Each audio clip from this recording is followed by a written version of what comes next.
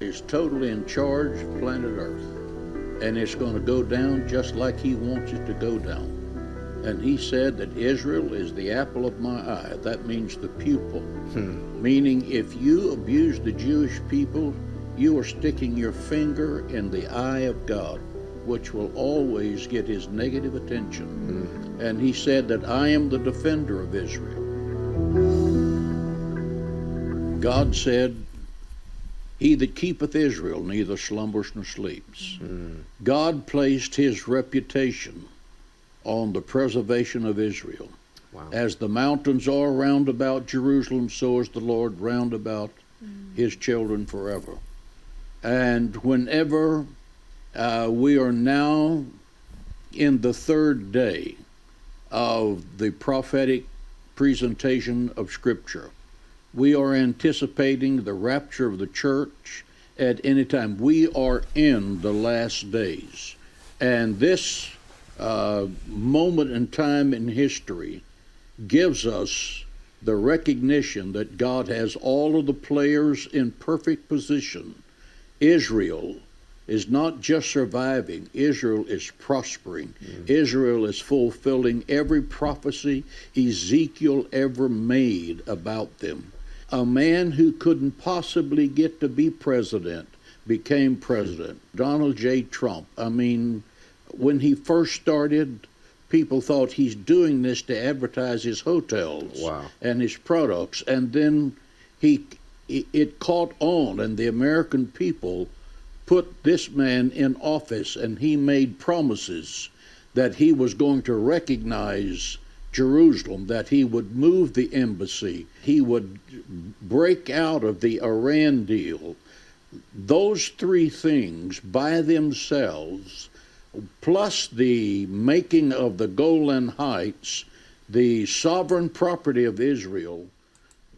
We'll kind of pause right here there.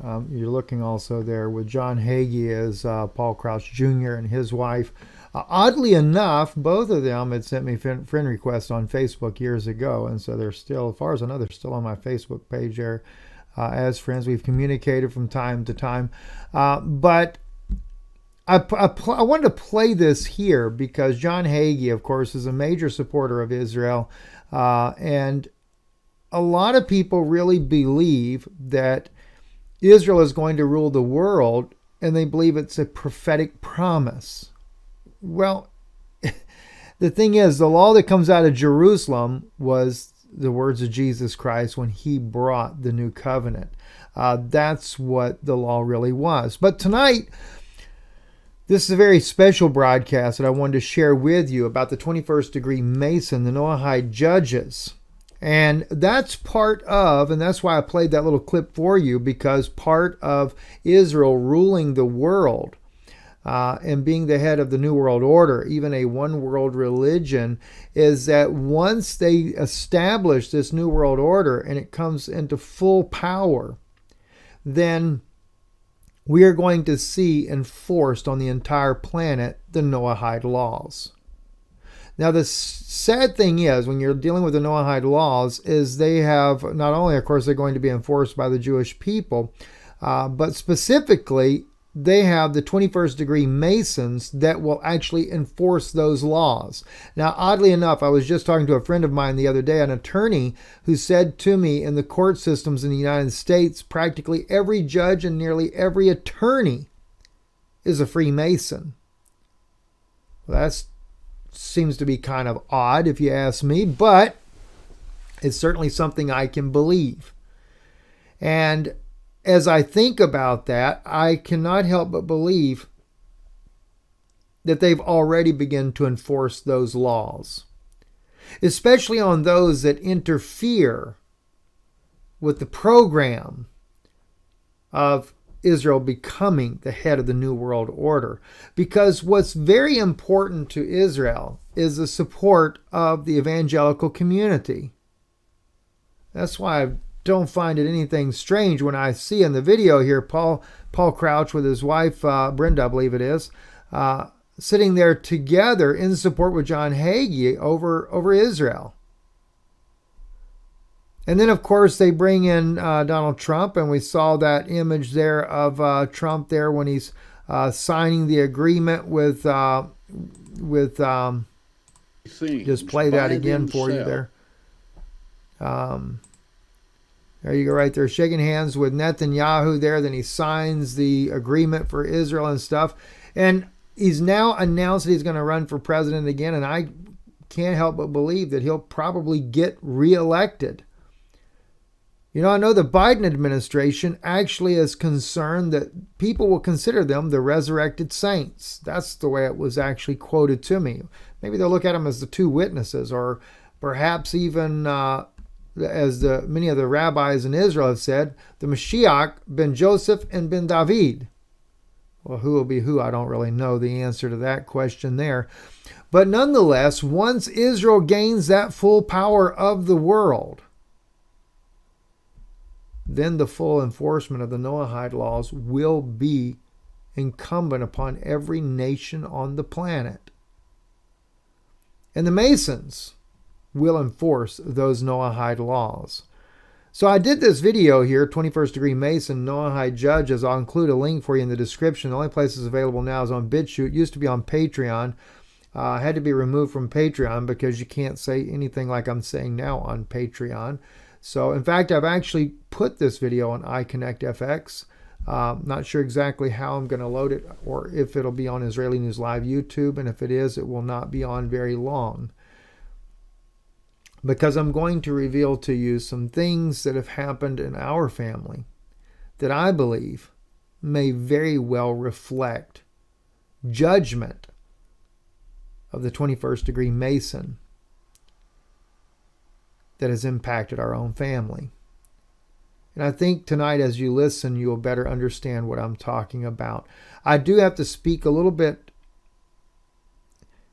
evasive in this, because there are certain things that cannot be said as of yet. I do know that there has been a channel out there that did release things. We're not supposed to, but they did release things about the events that have transpired around our family. And so there's been quite a few people that have written my wife about that, expressing her condolences for the death of her father. But it has been very tragic what has happened in this family. I have alluded to it on multiple occasions, and again, unfortunately, I will still have to allude to some degree even tonight. If we look at Israel National News, the 7 Noahide laws, Arutz Shiva, major sections of the Torah, basic laws of the whole of mankind. This is something they put out a little while back, and said the Torah is not only for the Jews, but major sections are basic laws for the whole of mankind, known as the Shiva Mitzvot B'nai Noach, the 7 laws of the sons of Noah. And of course, those laws in jest are: do not worship idols, do not curse God, do not murder, do not commit immoral sexual acts, do not rob, steal money, or kidnap. Establish courts of justice. Judges and magistrates exist in each district to administer the Noahide laws. Notice that, to administer the Noahide laws. Do not eat the limb of flesh from a living animal. Now, for the most part, as you look at those laws, they appear to be similar to that of the 10 Commandments. But what people do not realize is that the 7 Noahide laws come with a lot of sub-laws. This is just a few of them here, like you have right there, no idolatry. Then you see 10 sub-laws under that. No blasphemy. Well, you see 8 sub-laws. Well, there's actually far more than that. We're going to look at that in just a moment. But this one right here, in no blasphemy, the second law there, to honor the scholars and to revere one's teachers, is something that Israel would consider that our family has broken. That what we've done on Israeli News Live and exposing the Noahide laws, exposing the New World Order agenda, that's considered a law that we have not honored. Well, it actually, the laws of the Noahide laws are punishable by decapitation. That the court is to administer the death penalty by the sword, i.e. decapitation. And then they quote Exodus 21:20, the sin shall surely be avenged.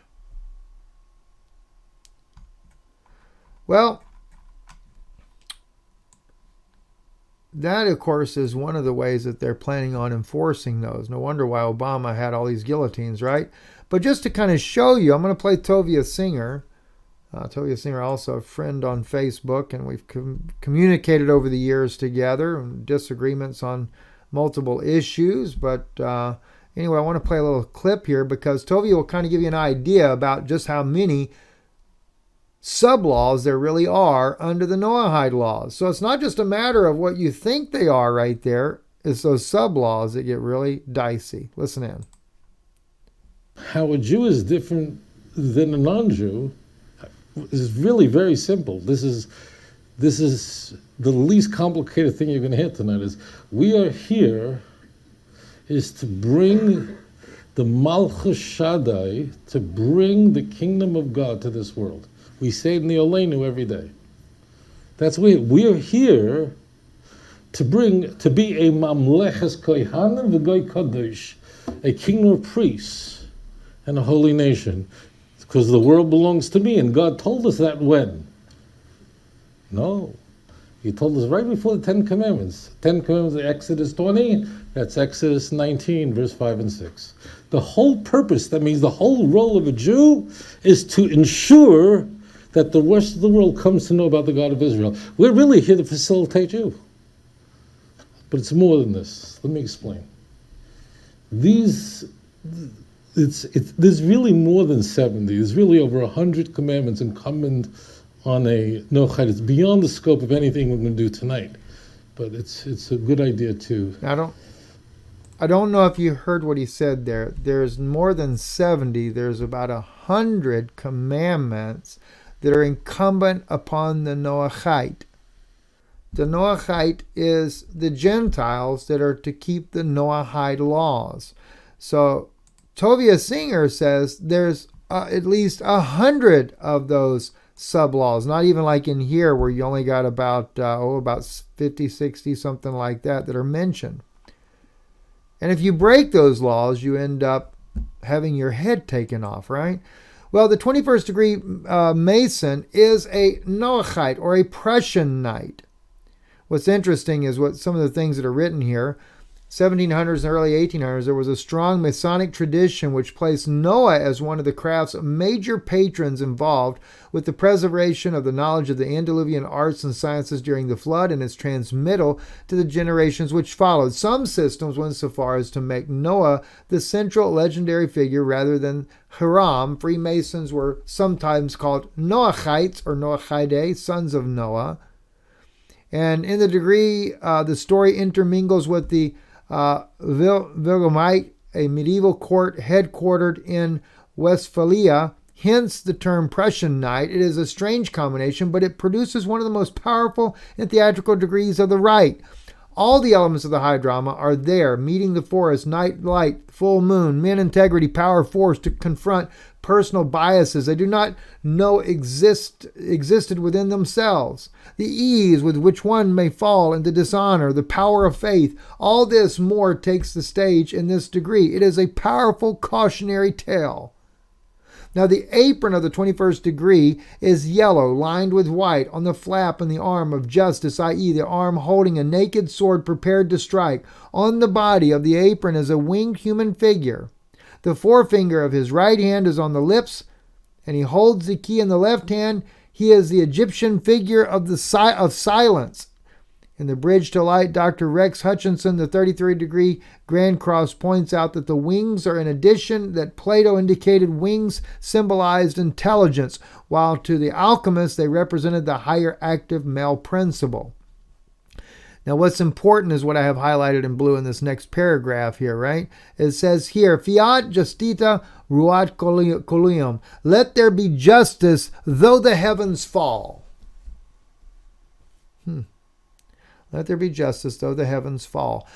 I also find that very interesting that they use that terminology and the fact though the heavens fall, because at the time that this courts are to be set up and that Israel is to try to rule the world, even though they're using scripture that has no bearing on that whatsoever, but it's also at a time where, written in the Egyptian writings, that it speaks about the heavens or the dimensions themselves collapsing in upon one another, and the fallen angels being in mourning over the collapse of all these things. So, let there be justice, though the heavens fall, has a far deeper meaning, I think, than most could ever even imagine. Thought I would just share that with you. The Council of the Kodesh. I've seen it in English. It's kind of irritating for me. But anyway, again, it just describes the way what we just read a moment ago, but I thought it was interesting. The Council of Kodesh, which is like the Council of the Holy. So they consider that 21st degree Mason as a Noahite, as a holy council to bring about justice, to enforce those 100 somewhat odd Noahide laws, right? Crazy as it may sound. Here we go again. The dress is entirely black except the gloves and the apron with the sword, spurs, and a black mask. They're dressed like executioners. I had one time where I found a picture and I couldn't find it this time around here. I guess I took it down after I posted it the first time around. The order is a broad black ribbon worn from right to the left, and the jewel of the golden triangle traversed by an arrow pointed downward suspended from the collar. All right, but the main thing is the fact that I want you to see that they dress in all black with a hood on their head, just like the executioners we see in these other different films there. All right, now, this is where it's going to get very troubling. Maybe before I go into the Auschwitz-Birkenau, I'm going to go into a little bit more about these Noahides. The Noahide and the Noachites. This is from the book right here, and I'm going to just read a little bit about this. This is how they got set up. This is on page 409 of the book here, and I'm going to take you all the way back to the top of this book here. So we know what book we're looking at. Here we go. The History of Freemasonry by Albert Mackey, MD. Symbolism of Freemasonry is where the book's from. I'm actually going to read some from those pages, 409 on down right here, where you have James Anderson, who is speaking about in here. And James Anderson was a Jewish man that had infiltrated into the Masons. Not to say the Masons were a good club. They weren't, but I'm just saying this. And this was basically to be able to instill the Noahide laws and to basically rewrite their bylaws. They almost got written out. There were two different more volumes that were done, that were updated, that took them out, and then they were put back in, and they've remained in ever since then. It says Anderson, who in the Book of Constitutions modified and enlarged the old craft legends at his pleasure, caused Noah and his 3 sons all Mason true. It says they brought over from the flood the traditions and arts of the antediluvians and communicated them to their growing offspring.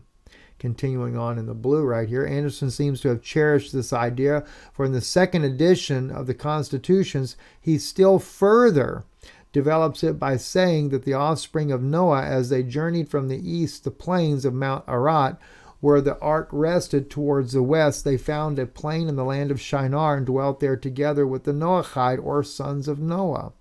And he adds, without the slightest historical authority, that this word Noahide was the first name of Masons. According to some old traditions, it would have puzzled him to specify any such tradition. Having thus invented and adopted the name as this distinctive designation of a Mason, he repeats it in the second edition and revision of the old charges appended to the Book of Constitutions.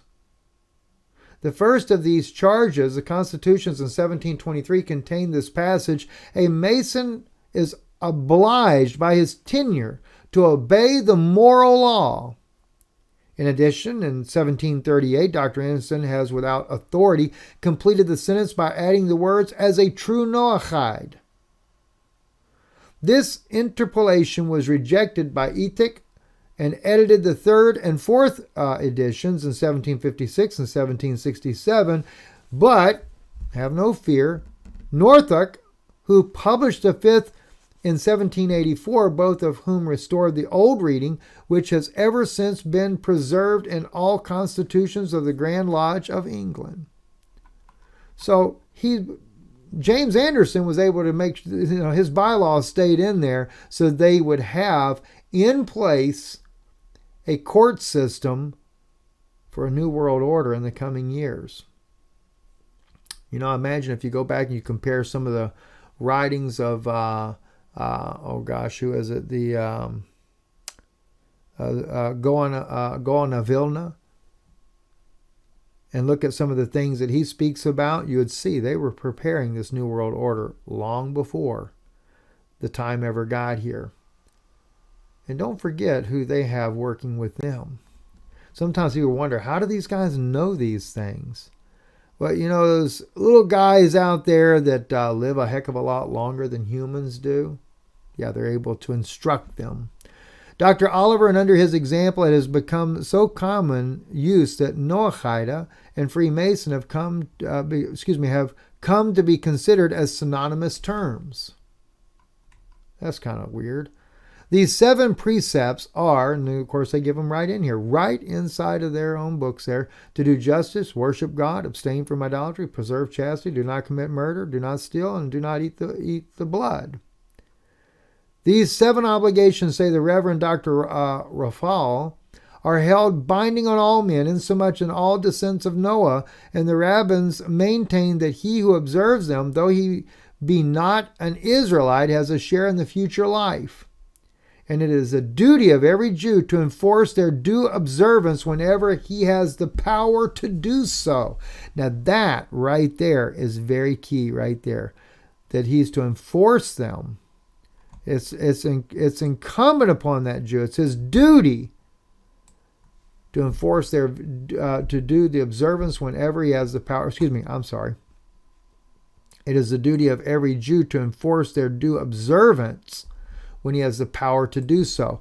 Now, what does it mean to enforce the observance? Make sure that the Noahide, the 21st degree Mason, to make sure that Gentiles are obeying those Noahide laws when he has the power to do so.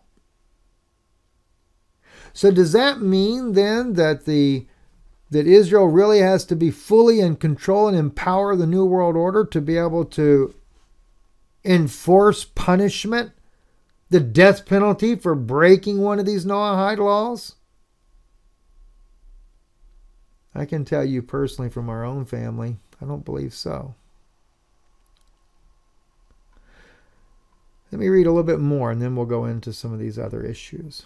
Admitted to all the privileges of the Jewish religion, and marriage with Israelites was forbidden, and they were not permitted to enter within the sacred enclosure of the temple, so that although they are Noahides, they were not considered equal to true children of Abraham. So that's another thing that's very important to know there. Noahides, or Gentiles, you're not considered equal to that of a Jew. Cross in his 3 oldest documents, it is alleged to be a copy of the York Constitution enacted in 926, but is generally admitted by scholars to be spurious, yet it is probable that it was originally written by a contemporary of Anderson about the time. It may have been 1926. I'm not really sure on that. They may have had a typo there. That originally written by the contemporary Anderson and about the time of publishing of the constitutions of 1738, it may be accepted so far as it supplies us with a suggestion that the motive that induced Anderson to interpolate the word Noahide into the old charges. The first obligation that you shall sincerely honor God, obey the laws of the Noahites, because they are divine laws, which should be obeyed by all the world. Therefore you must avoid all heresies and not thereby sin against God. By the way, excluding therefore atheism and requiring the observance of such simple laws of morality as are enjoined in the precepts of Noah. I'm going to kind of stop right there for now. Let me just see what else that I had on here. This really kind of goes into some of the same things that I've already read to you there. This is from Chabad.org. That's going into the different, some of the bylaws as well, where they speak about that. But what I wanted to talk to you about more specifically, though, and we'll just come back over here to where I have the 21st degree Mason video there for that for right now, is in our own family, as I've alluded to on multiple occasions already, is that our family became a target.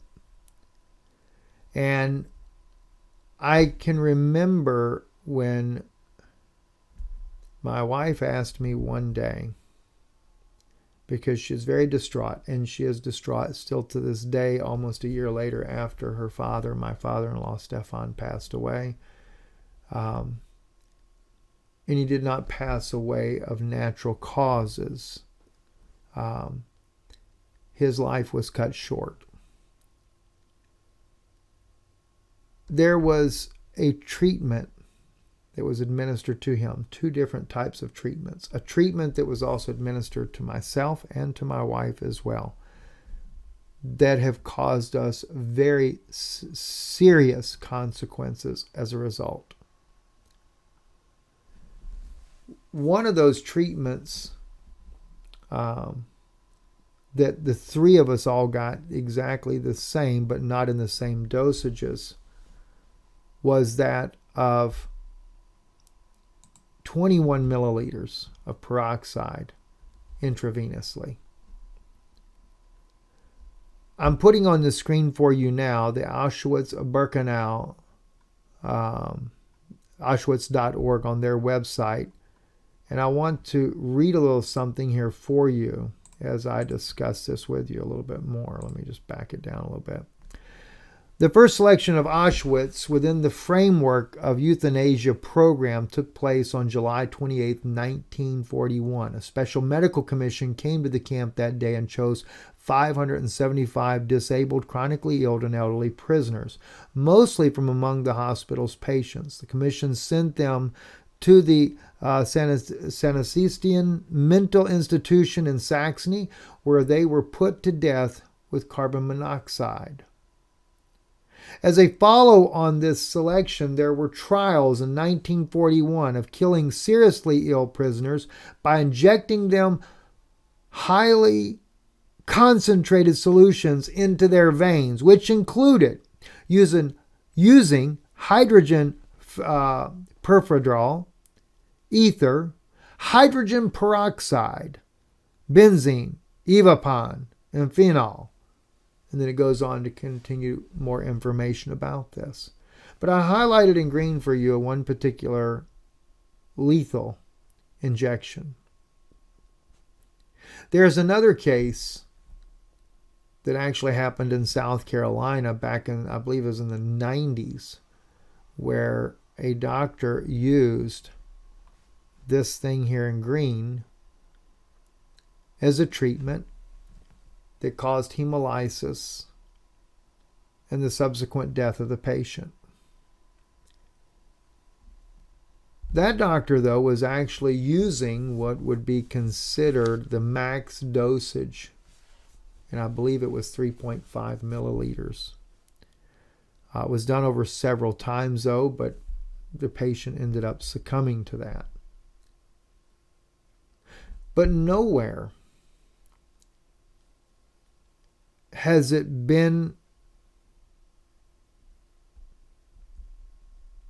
or is there any, or excuse me, I should say, nowhere can we find where any protocol has called for 21 milliliters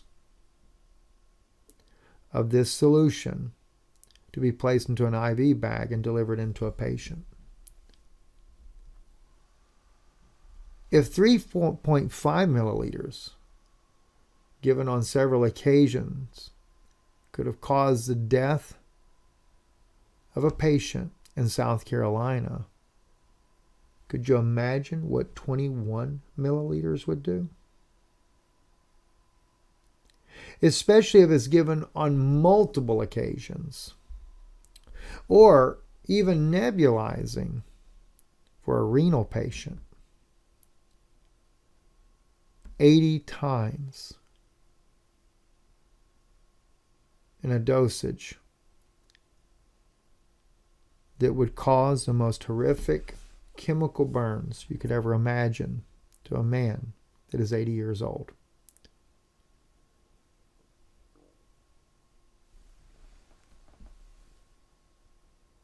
we kept trying to wrap our heads around this. When you're dealing with an oxidative therapy like peroxide, in low dosage, like 1.5 or 2.5 given once or twice, it could be beneficial. Not saying that it is, but it could be.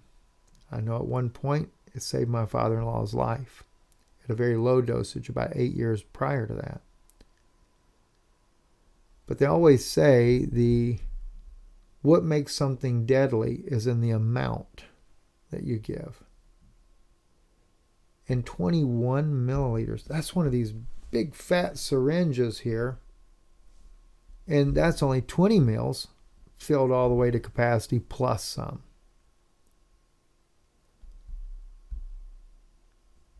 Being injected into you at one time.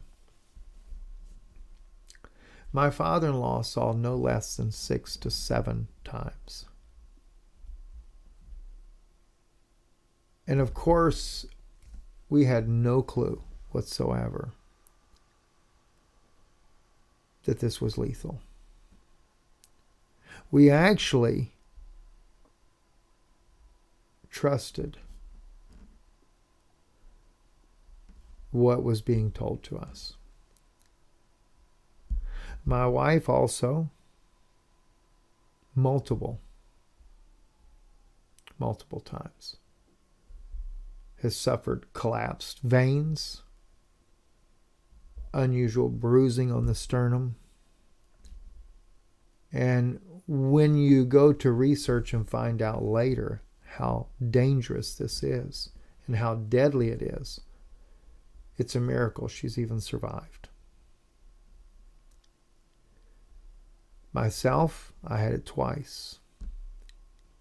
And it has caused trouble with my heart, blood clotting, hemolysis, as they say as well, low oxygen saturation. And you realize something is wrong. And again, though, the subject kept coming up. Why 21 milliliters? We searched everywhere. Couldn't find any protocol. Nothing existed. The highest protocol, I think, was 3.5 milliliters. That's the highest protocol you could find. And that's not even FDA approved, but that's just what naturopathic physicians will use. At the very most. In fact, my own doctor here in Tennessee, I asked him about it. And he showed me the protocol right from the very books that he has on where he did the study for oxidative therapy. But he said, I won't even use it. He said, it's such a risk to use it. He said, I won't even use it in my own practice. He said, I was trained in it, but he said, I prefer to use ozone and not peroxide.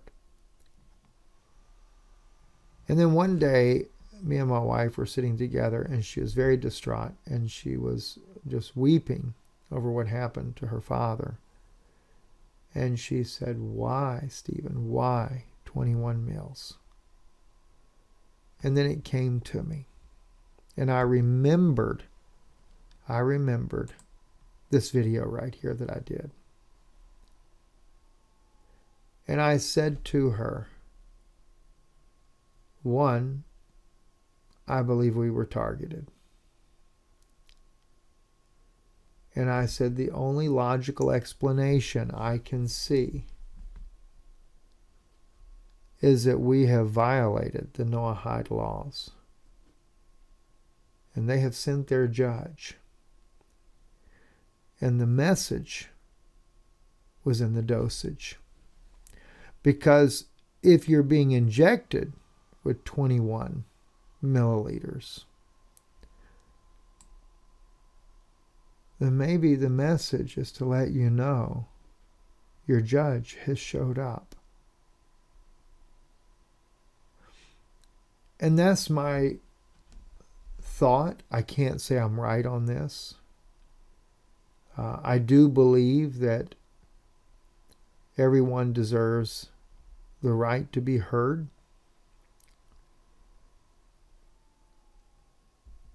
But I do know that nonetheless, regardless of which way this case ends up going, my father-in-law paid with his life. My wife nearly paid with hers, and as well myself. And the odd thing is in each case, because she got more than I did, her symptoms were worse than what mine were. I do have a collapsed vein from where it was being infused into my arm. That vein is collapsed. My wife has collapsed throughout her entire body. Veins are collapsed everywhere. And as I said, my father-in-law, though, he was not only given intravenously, but he was also given through a nebulizer. And according to my doctor in Florida, who also is trained in this therapy and does use it, said the nebulization was 80 times the normal dosage that should be given. Or at least what he uses. I will say it that way there. And it did cause epithelial damage. And my father-in-law, well, I can't say what he said, because that's something that needs to remain anonymous at this point here. But I can tell you there was no way he could survive it. And pretty much anyone should know, that's a physician, that a renal patient could not handle something like that. This is why you have seen that my wife has not been back in videos very much at all anymore. It has had a heavy, heavy toll on her. And sadly enough, these here that want to inflict and enforce these laws have succeeded in one regard, to silence all the information that was coming out. Those of you that know our channel here, I'll quickly go here. I want to show you something here. Actually, you know what? Better yet, let me show you on our website. Because we have a place on our website where you can see this. I say you do. I say we do. I've seen it before, so let me figure out where it's at. Well, maybe it's not. I could have sworn it was on our website, but I thought we had a place on here where it talks about Stephen Yanachat. Maybe that's it. Yeah, there it is, right there. Just Stephen and Yanachat right there. And the Noahide laws. These are some of the videos that we have done. There's quite a few of them still left on here where we really expose those things they don't want you to know. This is what they didn't want Yana doing anymore. Even like in the case here, when I bring out messages that is showing you where these Messianic teachers are taking you down this New World Order road, one world religion, by putting in prophecies that are clearly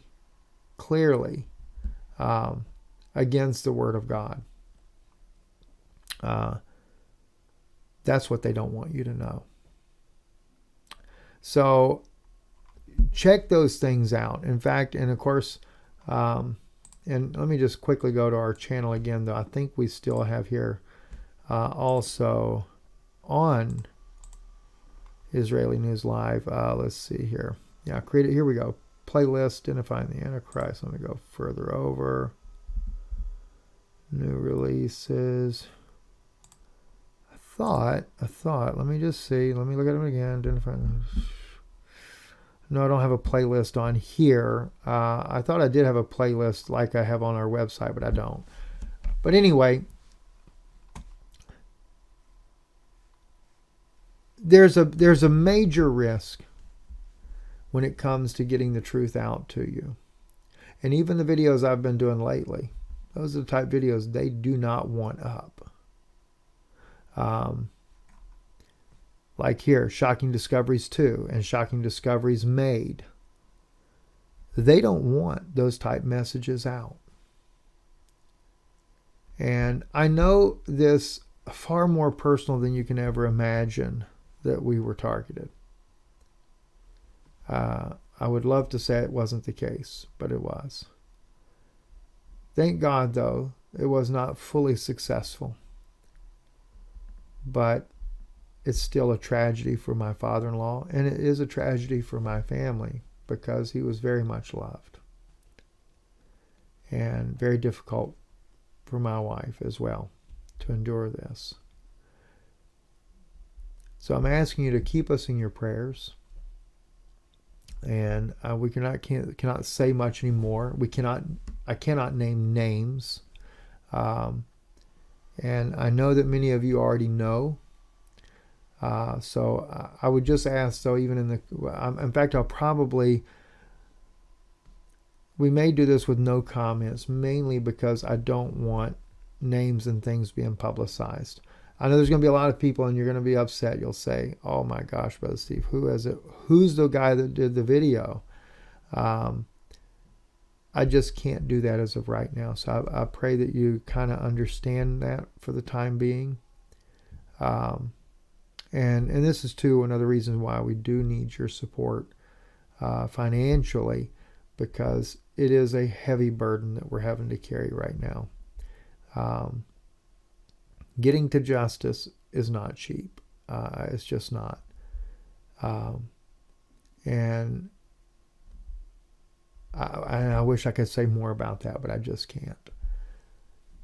Thank you, though, for your love and your kindness towards our family in these trying times, and I'll continue to produce everything I can. I know Yana occasionally she'll feel a little bit better, and she talks about wanting to try to do a video and stuff, but I know that still may be a little bit further down the road. We are planning, though, to speak publicly in meetings around the country. That is in the works going into the first of next year. So we are working on that, to where we can come and we can talk to you in person. And we have been given permission to speak somewhat publicly, but it has been requested too that be there has to be advice given before things can be said. Anyway, I'm Stephen Benoon. You're watching Israeli News Live. God bless you, and thank you for listening.